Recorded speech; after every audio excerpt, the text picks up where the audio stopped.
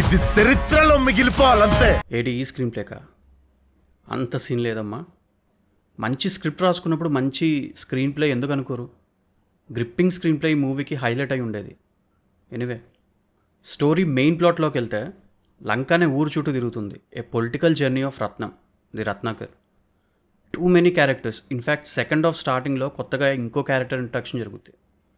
High on political drama. దీనికి తోడు gripping screen play add అయ్యి ఉంటే మాస్ కథ చెప్పినట్టు సినిమా నిజంగానే సివరెత్తిపోయేది. బట్ అన్ఫార్చునేట్లీ అది అవ్వదమ్మా. ఎంతలాగో చెప్తా చూడండి.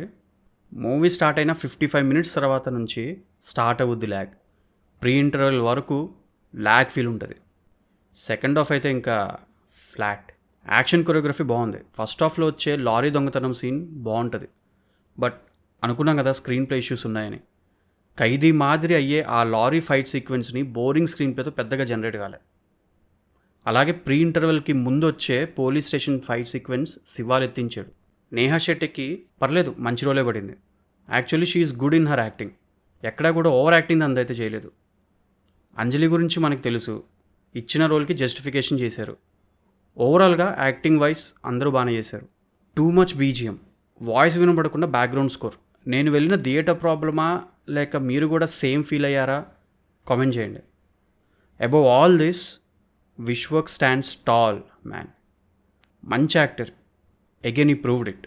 క్లాస్ చేస్తాడు, మాస్ అయితే ఎర్రగా తీస్తాడని again he proved it. A very settled actor. Gangs of Godavari చూడొచ్చా బ్రదర్ అని నన్ను అడిగితే ఎస్, ఒకసారి చూసేయచ్చు విశ్వక్ కోసం. మీ జోన్రా పొలిటికల్ డ్రామాస్ అయితే you can try. Recent movie ఇంటర్వ్యూలో విశ్వక్ రిపోర్టర్స్తో మూవీ క్లీన్ ఉంటుంది, ఫ్యామిలీ మొత్తం కలిసి వెళ్ళొచ్చు విత్ కిడ్స్ అని చెప్పారు. బట్ దట్స్ నాట్ ట్రూ అమ్మా. 15 years అండ్ అబోవ్ వాళ్ళకి రికమెండెడ్. ఓవరాల్గా 2.75 లెగ్ పీస్లు for gangs of Godavari. Subscribe చేసుకోవడానికి సిగ్గుపడకండి. Please subscribe. Thank you.